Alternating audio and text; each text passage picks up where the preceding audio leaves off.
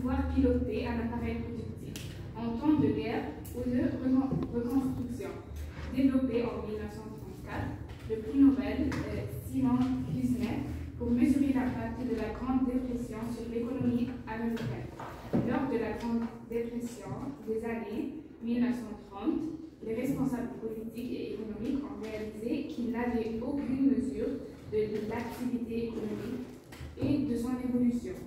On a compris l'ampleur de la dépression plusieurs années après son déclenchement, avec la hausse très forte du taux de chômage, notamment aux États-Unis. Après la Seconde Guerre mondiale, tous les pays développés ont mis en place des systèmes d'information sur le niveau de la production. Le PIB signifie par définition un indicateur économique qui mesure la richesse créée dans un pays pendant une année. Il est un indicateur indispensable et souvent utile grâce à la rapidité de sa démarche.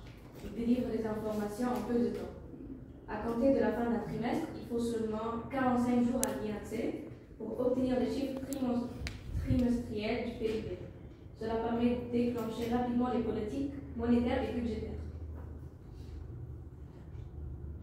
Il est aussi indispensable dans les comptes nationaux actuels qui aident à appréhender les fluctuations conjoncturelles et leur liaison avec des variables d'intérêt social comme l'emploi, à décrire l'évolution des revenus, des profits et du pouvoir d'achat et à préparer des politiques économiques, notamment des décisions budgétaires et monétaires. Le PIB est nécessaire pour certaines analyses. Par exemple, pour des calculs de répartition de la valeur ajoutée produite chaque année par les entreprises entre les salaires et les profits. Il est l'indicateur le plus utilisé pour mesurer la croissance et effectuer des comparaisons internationales, donc comparer les performances économiques de différents pays.